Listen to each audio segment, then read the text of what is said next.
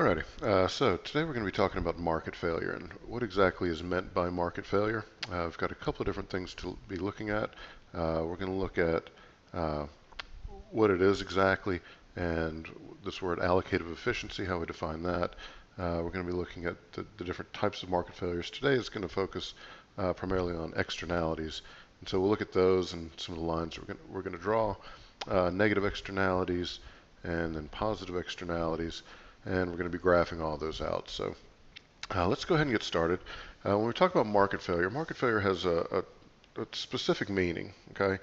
And that is that it's a failure to achieve allocative efficiency. Where is it? There it is.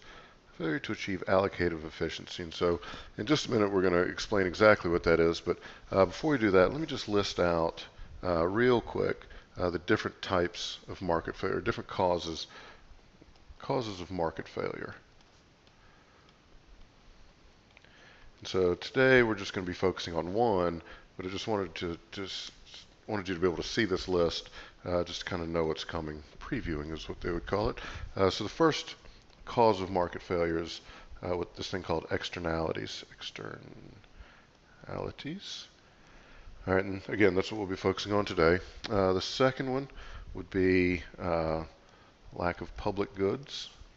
By public goods, I mean things like the military, the police, schools, things like that, things that the government provides. The third one is asymmetric. We're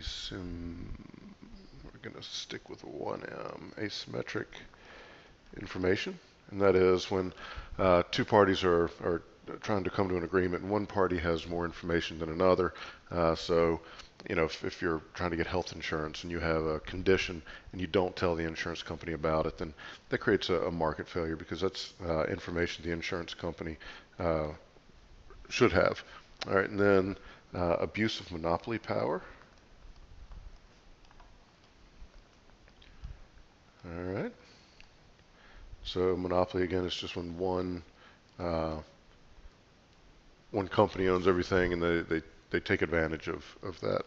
And the last one is common resource problems.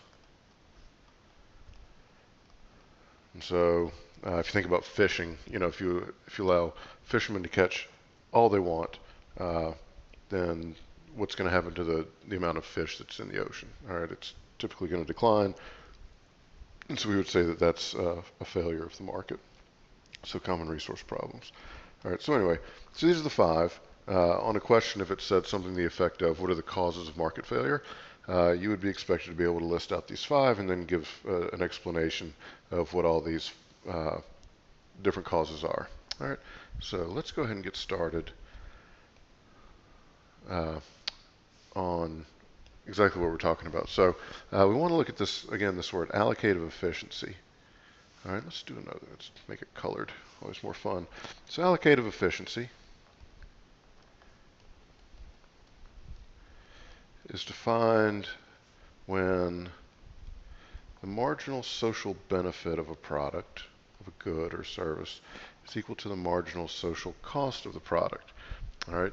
In other words, society is paying a certain amount, that's the marginal social cost, and they're receiving an equal benefit. Society is. All right, we're not talking about individuals, we're talking about society. And so if a market is achieving allocative efficiency, then this is happening. If they're not, so if the marginal social benefit is greater than the marginal social cost, then that's not allocatively efficient. If the marginal social benefit is less than the marginal social cost, that's not allocative efficiency. All right. So it's supposed to be the Ghostbusters thing.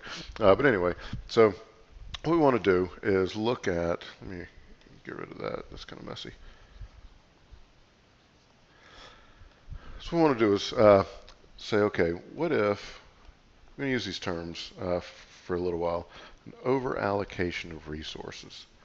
When we talk about there's an over-allocation of resources, that means there's too much of something is being produced.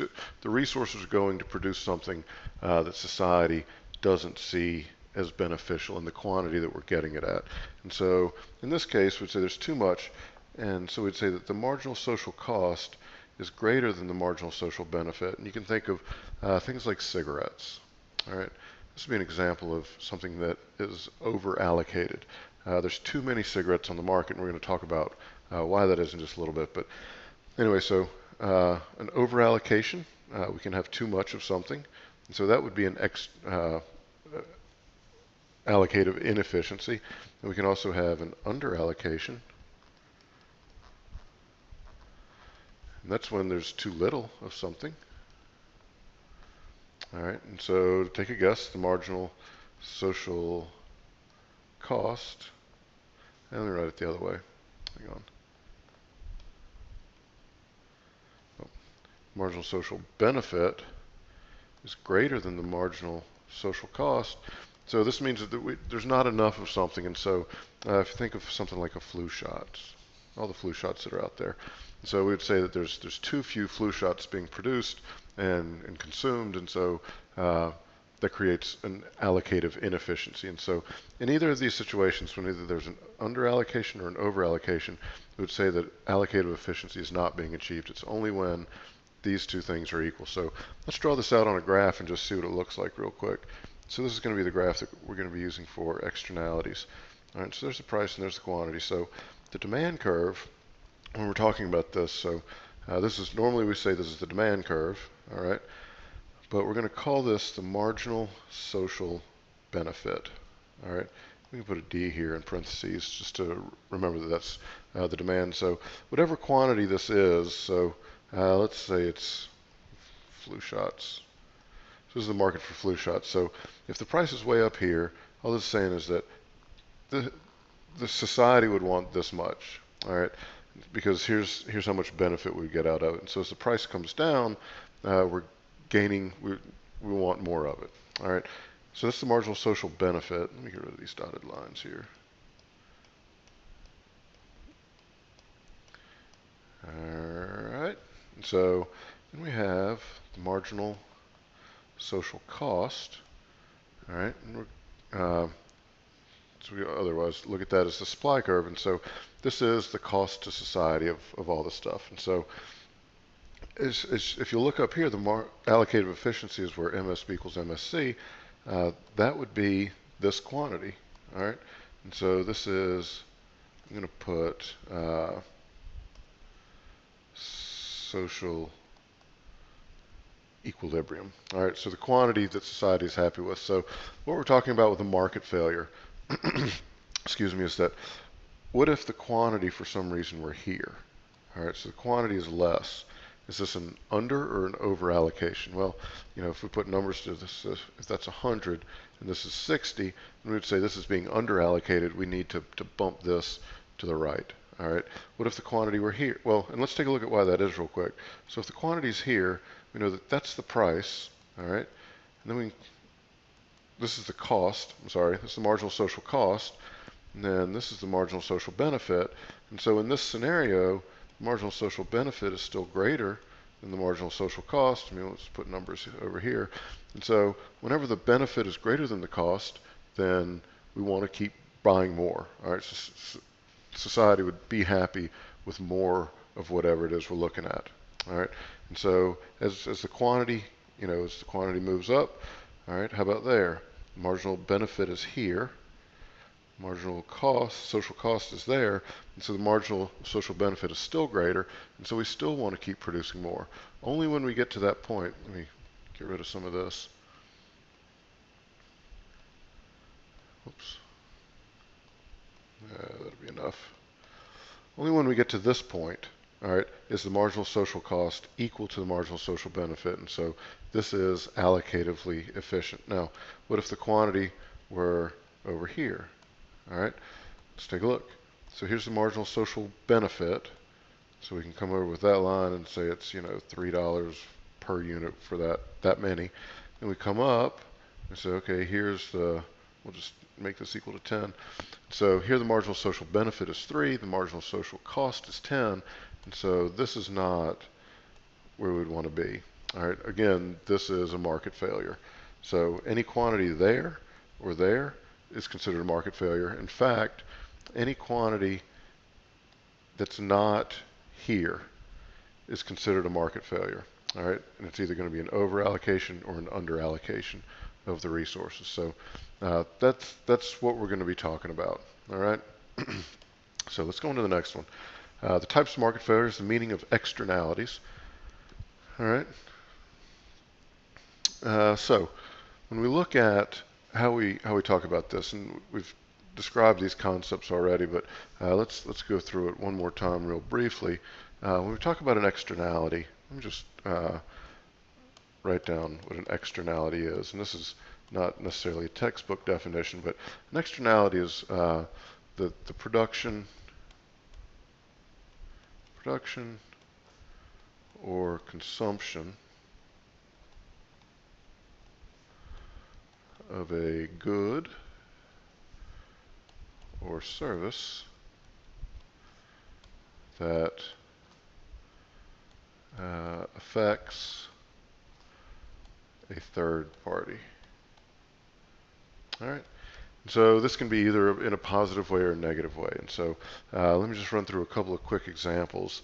Then we'll get to, over here, we get to more specifically negative and positive. But so just real quick, the idea of an externality is that, I'll give you a great example.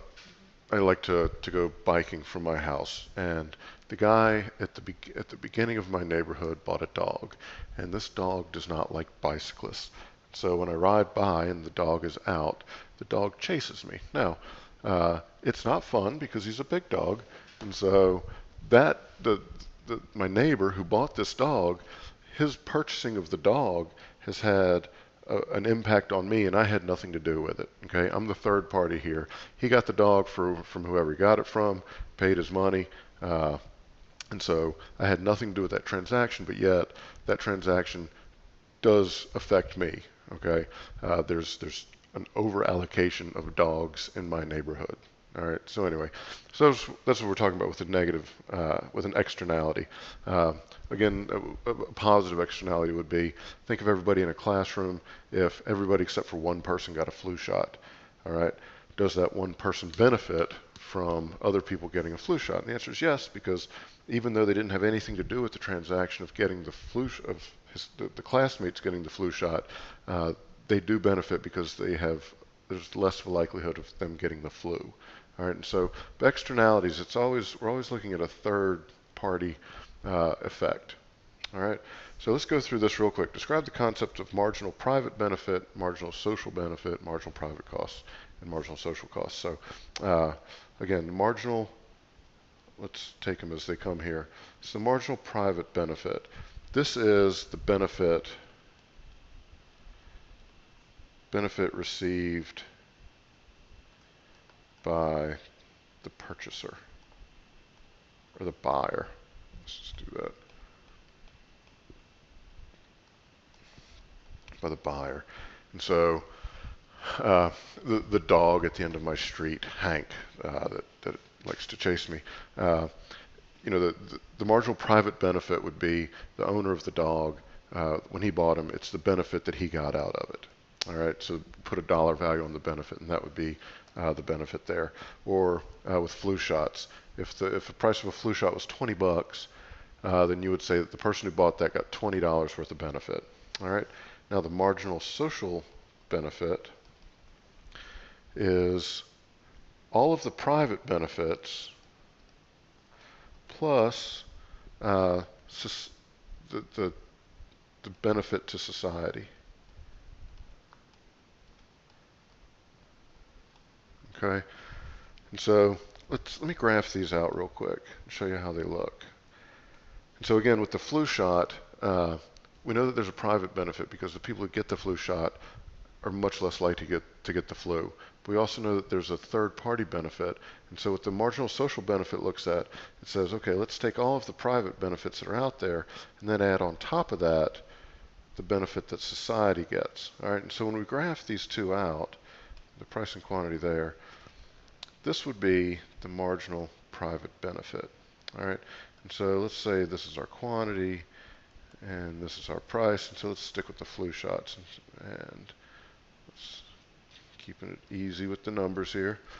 So the flu shots we're going to do at $20. 100 people are going to buy them, and so we would say that the benefit to those people is $20. Now, we know that if there's 100 flu shots that are being bought, or we can say 100,000 or whatever, if there's that many being bought, then society gets an extra benefit from this, and it's going to be above. So let's say that we get a $5 benefit, all right? That somehow we can calculate what the numerical dollar value of what that benefit is, and so it's going to be higher at each of these cases. So if it's at 120, here's the marginal private benefit, and we know that there's going to be an extra benefit there. And so the way we graph this out, let me get another color here, is that, sorry, purple. So when we graph out the marginal social benefit, it's going to be above it. All right, so let me run through that one more time. Marginal private benefit is to you, the consumer. And so this is the consumer's demand. All right, so it's consumer's demand, and so this would be society's demand from society. All right, and so at 100,000 units of flu shots, people are willing to pay $20. That's the benefit they get, but society's benefiting an extra 5, and so we would say that's 25 bucks up there. So the marginal social benefit is always drawn above the marginal private benefit. All right, so I hope that wasn't too confusing. Let's go to the next part. Then we go to the marginal private cost versus the marginal social cost. All right, so this is the price paid for the product, good or service, whatever it is. And so cigarettes have a social cost, and so let's use cigarettes for this example. So the marginal private cost, let's say we're selling, whoops, that's not right. So the marginal private cost is going to be the supply curve for the consumer. All right. Oh, shoot, hang on. I want to label it correctly. So this is the marginal private cost. All right. So this is the supply curve of the consumer. And so let's say we're doing cigarettes and we got 100 packs being sold, and the cost is, $4 a pack or whatever it is. And so we know that, so this would be the marginal private cost. All right, a person goes to the store, they buy a pack of cigarettes, cost them $4, that's the cost. Now we know that there are extra costs associated with cigarette smoking. Okay, it could be secondhand smoke, could be if somebody's smoking in their house and their kids get asthma or something or whatever it is. But we know that there are secondary costs to cigarette smoking that are not picked up in the price of the cigarettes. This $4 is really just the cost to the cigarette company. All right, but we know that through doctor's visits and all that other stuff that society is paying more, that this pack of cigarettes costs more than $4. It costs $4 plus all the extra costs that are associated with smoking. And so we know that, let's jack that up. Let's just say that for every pack of cigarettes, there's an extra dollar's worth of cost to society in terms of healthcare costs or whatever it is, days missed from being sick, from work, all that kind of stuff. And so we know that if we wanted to cover the true cost of cigarette smoking, then the price would have to be $1 higher. All right, and so how we would graph that is, so here's the marginal private cost, and this is the marginal social cost. And all it does is take the marginal private cost plus social cost. Ooh. All right, hard to read, but that says MPC plus the social cost. All right, and so this would just say at 100 units, then, well, the marginal private cost of the individual consumer is $4. We'd say there's an extra dollar cost to society, and so the cost is really $5. All right, so let's keep going. This is going to be a little bit longer of a video. I apologize, but make sure I covered everything there. The meaning of externalities is the failure of the market to achieve a socially optimum where MSB equals MSC. So this is what we talked about over here. All right. Failure to be at the socially optimal amount is an externality. All right. So here we go. Negative externalities. Here's some diagrams. All right. So when you draw a negative externality, All right, make sure. And by the way, when you look at different products, not every product has a negative externality, but you could start to look at, you could certainly find negative consequences or positive consequences if you look hard enough for a lot of things. But what we want to talk about is the bigger stuff: cigarette smoking, coal burning factories, things like that. So anyway, so first we're going to look at negative externalities, all right, of both production. Either production creates a negative externality or consumption creates a negative externality. We're also going to be looking at what they call the welfare loss associated with the production or consumption. And then we're going to look at demerit goods. Let's just go ahead and talk about what a demerit good is. A demerit good is simply a good that creates bad things along with it. How about that? Not very technical, but demerit good, society is not happy with those. These would be things like cigarettes and alcohol. Those are two big ones. Gambling, so these would be considered demerit goods. All right. And so if you can imagine, if you look at these, are there negative consequences to third parties? Okay, not to the people who smoke, or not to people who drink, or not to people that gamble, but other people not directly involved. Does society, are we affected, people that don't smoke, are we affected by people that do? All right, and so that would be it. So here we go. When we draw this negative externality graph, all right, it's always going to be a price and a quantity. And so this is our demand curve. And if you remember that the demand curve was simply the marginal social benefit. All right. Now, what I want you to remember is, let me go back on that real quick, is that this is both the marginal private benefit and the marginal social benefit. Because is there any extra social benefit to cigarette smoking? Okay, if people smoke 100 packs, is there any societal benefit? And generally we would say no. All right, there's some outside arguments here, but generally we would say no. And so if that's the case, then remember marginal social benefit is marginal social benefit is equal to marginal private benefit plus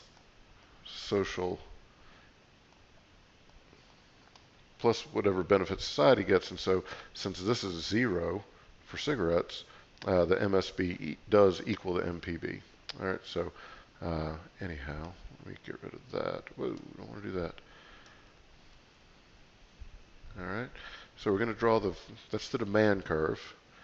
And then we're going to draw, this is the marginal private cost. All right, so remember, the marginal private cost is the consumer's supply curve. Consumer supply curve.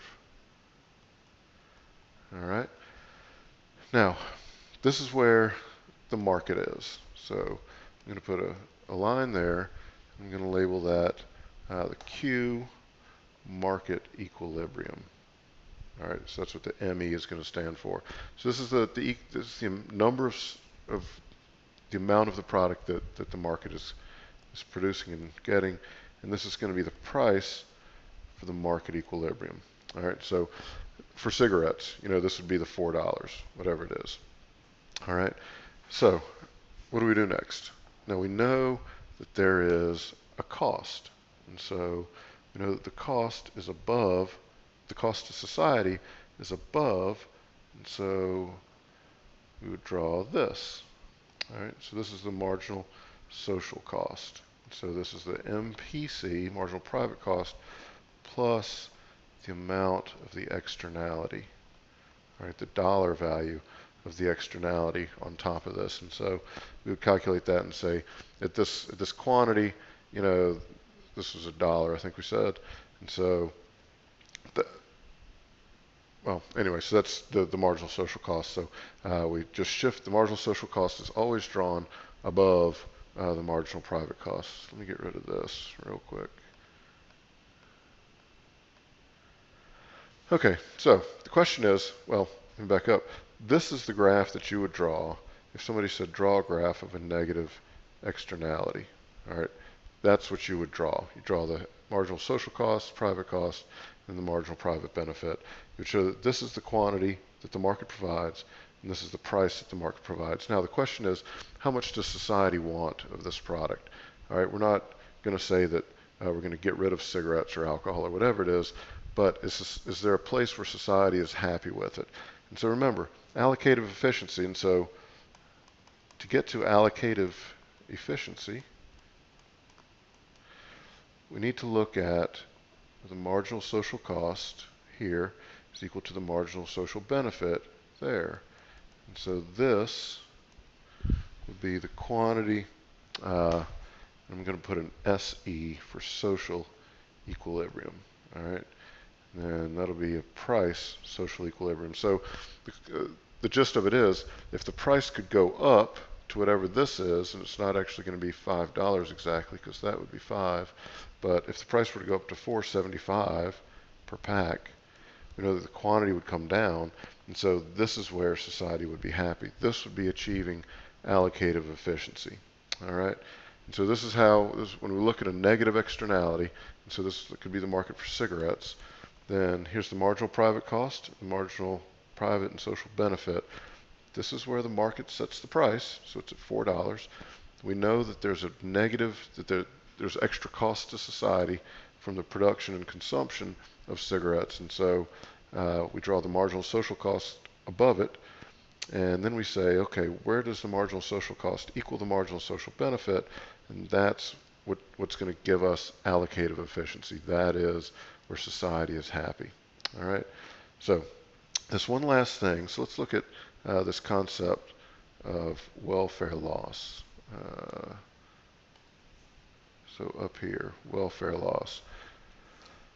So what we want to do is say, okay, here is where we're at. Let me get another color here. So here's where we're at. Is society losing anything here? Okay, here we're losing $1. We established that earlier. How about at a quantity just beside it? Okay, what if we're here?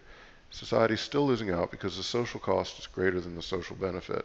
And all the way until we get to that point there, and that's where society's happy. And so we would say that this triangle is what they call a welfare loss. Okay, other textbooks call it a deadweight loss. So we'll say deadweight or welfare loss. All right. So you just need to be able to identify this triangle on a graph. All right. So if they said graph out a negative externality and show the deadweight or welfare loss associated with that, go to the original equilibrium price, go straight up, and then just fill this in. Just run over it one more time. So we know that at this quantity, here's the loss to society. At the next quantity there's the loss to society. All I'm doing is going between the social cost and the social benefit line. All right, and so you just fill that triangle in, and that's the deadweight or welfare loss. All right, here we go. Let's keep going. If you want to take a break, by all means, feel free, because this is a long one, and I apologize, but just want to get it all wrapped up in one. So let's figure out how we correct for a negative externality. All right, so let's go. This is the marginal private cost, marginal social cost, marginal private benefit, and marginal social benefit. Quantity price. This is the quantity, the market equilibrium. This is the price, the market equilibrium. And we know that this is the quantity that society wants. So that's where MSC equals MSB. And this is the price that it would have to be for society. All right. And so what we want to look at is, using diagrams, evaluate the use of policy responses, including market-based policies, taxation and tradable permits, and government regulations to the problem of negative externalities. So in general, all right, in general, we want to figure out how to get the quantity to there. That's the goal. And we can either do that, and so here we are currently, all right, we don't have this marginal social cost in here yet in one respect. So here's where the market is, MPC, all right, and so we just need to figure out how to get the quantity down. Now we can do that one of two ways. We could shift demand back, figure out a way to shift demand back.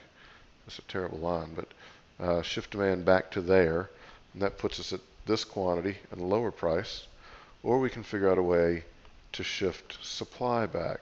All right, so move it back this way, and so that would get us to the quantity. All right, either one. So you can either shift demand or shift supply. All right, and so what we want to look at is the different ways that we can do that. So let me, oh Lord. Let me just draw this over real quick because it's about to get messy.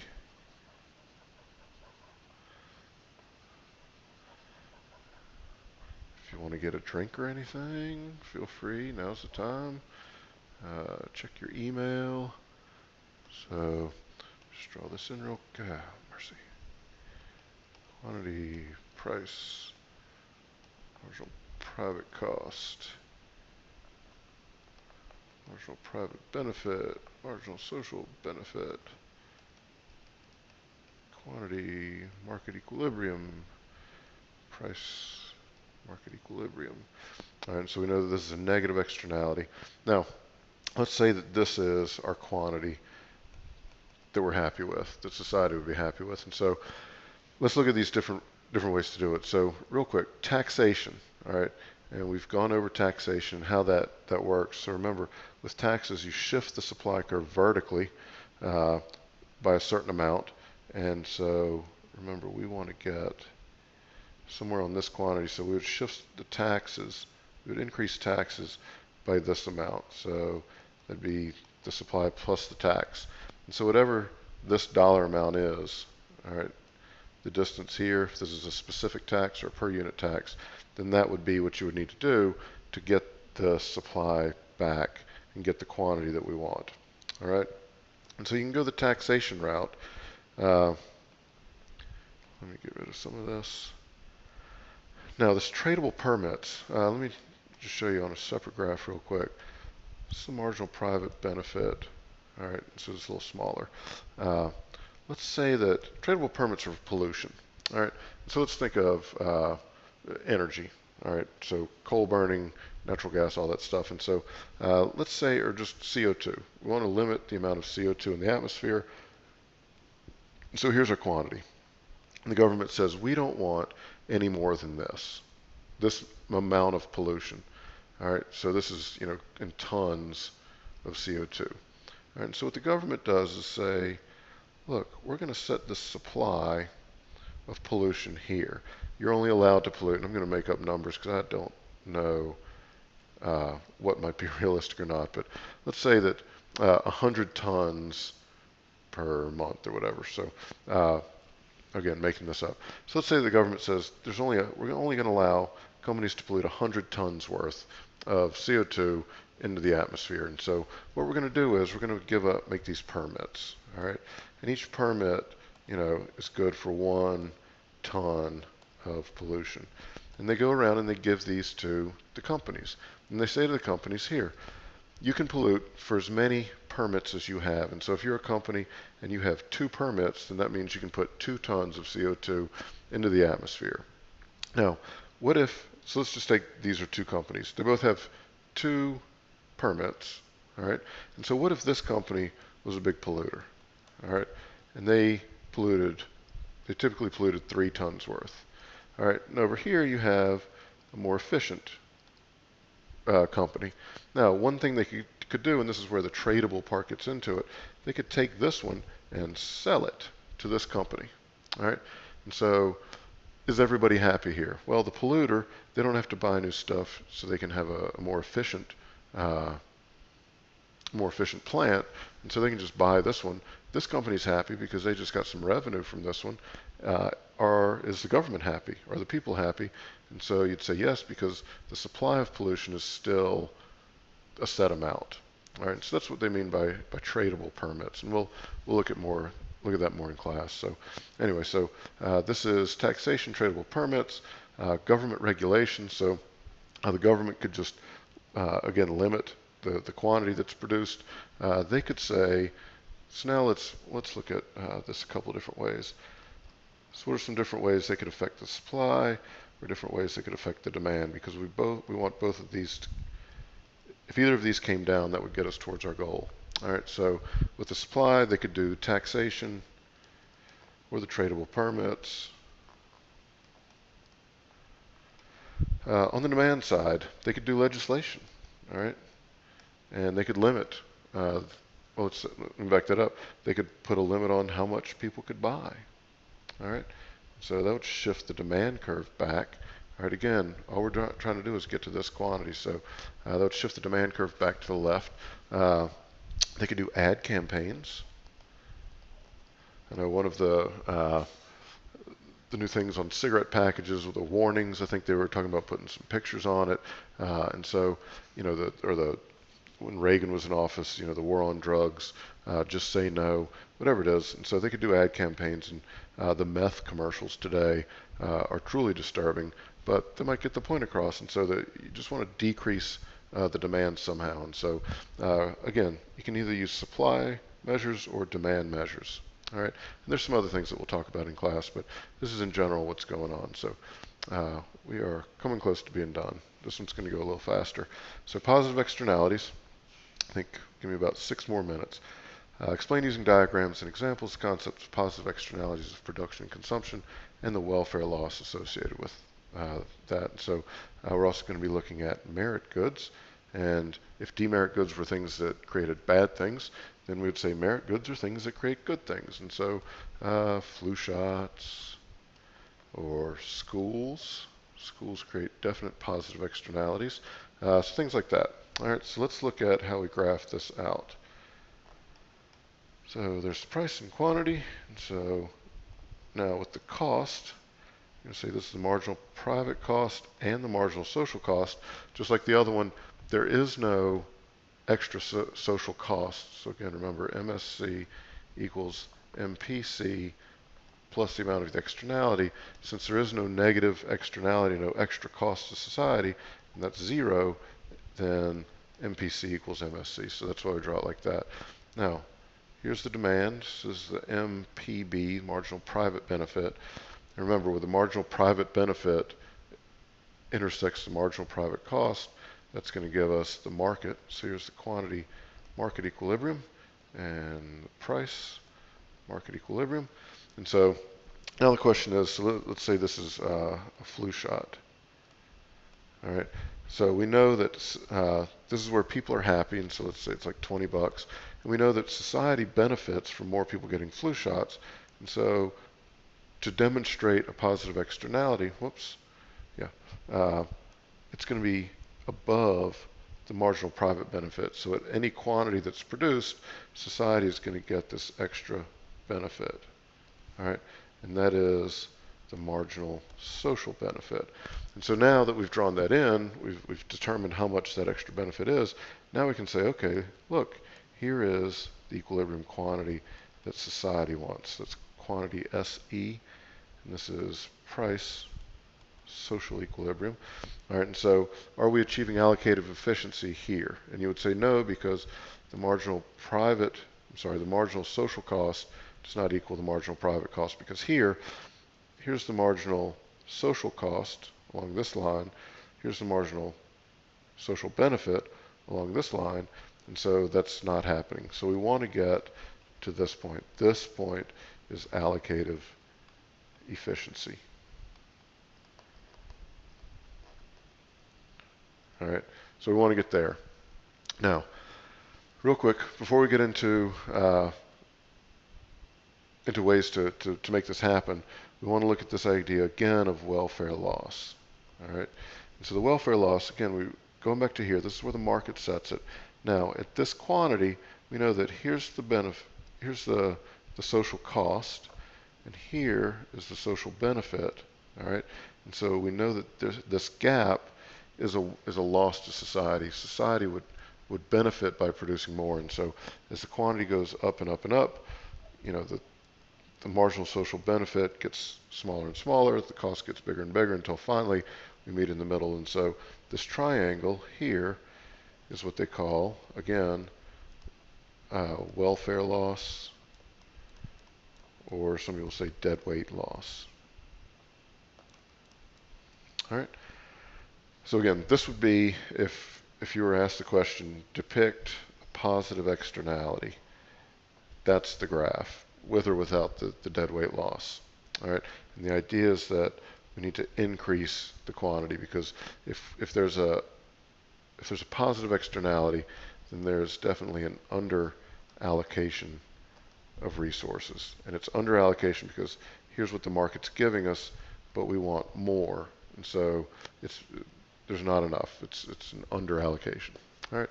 So last little bit. Bet you thought it would never show up. Evaluate using diagrams. And so let's draw this out and figure out ways to deal with this. All right. So price and quantity. So this will be our marginal private benefit. This will be our marginal private cost and marginal social cost. So we know that this is where the market equilibrium quantity is. And this is where market equilibrium price is. And we know that we're going to want more. And so once we calculate, let's say that this is the quantity the society is happy with. All right. And so now we can shift either the supply or the demand curve.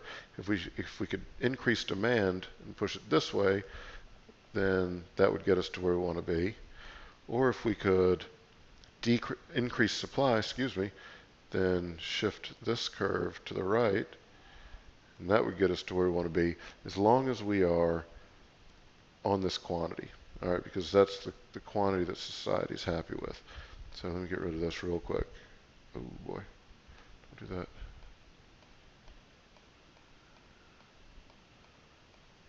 Oh, no, let me put this back in. Okay, so let's take a look real quick. Make sure I'm telling you exactly what I want. So here we go. Ways to correct. All right, we can do it through the supply. Let's look at the supply side first. We can do this through a subsidy. And so as we know, we just did, for a subsidy, you shift the supply curve down. And so we would need to calculate how much we would need to shift it down, whatever the amount that is. And so that would give us the new supply curve. So that would put it there. So with something like flu shots, all right, if the government gave the people that manufactured flu shots, an extra, whatever this is, $4 for every flu shot, and that would get us to the quantity that we want. All right, or the federal government could simply say, we're going to provide this ourselves. All right, so direct provision of the good. Think about schools. All right, in the U.S., schools, primary and secondary schooling is free, and the government provides it. Well, free, taxpayers have to pay for it, but to the student it's free. And so this would be a direct provision of the public good, because if the state governments and local governments didn't provide education, fewer kids would probably be in school. All right, people would still go to school, but there would be less of them. And so the idea here is that since school creates this very good positive externality, because if you look at cities where, well, back this up, if more kids weren't in school, the crime rates go up, health statistics get worse, the job market gets worse, innovation goes down, all that stuff. So there's a lot of positive benefits to people being in school. So the government could just say, look, we are going to, since this is so important, we're going to create a direct provision of it. All right, so all those shift the supply curve to the right, or subsidies go down, or the government could get in and do it themselves. Or we could look at things that will shift the demand curve. And so we could do advertising. Go get your flu shot today. Could be a slogan. It's a pretty bad one, but could be a slogan. So that would shift the demand curve out, which gets us there. All right. Or we could write legislation. So this is demand. In Texas, they are requiring, I think this was a year or two ago, all college students to get meningitis vaccines. And so we could just say, by law, you have to get it. All right. If you want to go to many public schools, you have to show them a shot record. And so that is legislation to create an increase in demand, basically for this product that you have to buy it. All right, Obamacare. Obamacare said by 2014 everybody has to have health insurance. And so looking at this graph, you can see the logic of the law. Whether it's good or not is a debate that we're not going to have here. But the logic is if you make it a law, it'll increase the demand and the quantity goes up. All right, and so this would be the quantity of people insured. So anyway, and let's see, so that's advertising legislation. And we could also subsidize the consumer. So we'll give people a check, a voucher, and say, look, here's a voucher for a flu shot. Go get one. And that would increase the demand. So again, any of these works. You can shift the supply or the demand, but you know that you want to get the quantity up. All right. So I believe that is it.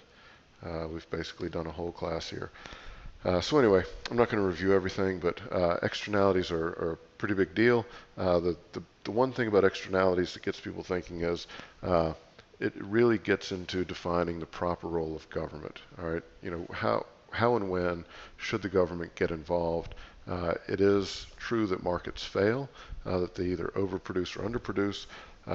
We could look at the market for broccoli or soda. Look at the market for soda. Does that create any negative externalities? And so people would say there might be a correlation or a causation between soda and diabetes, and if that's true, that's a negative soda creates a negative externality, and so should the government get involved?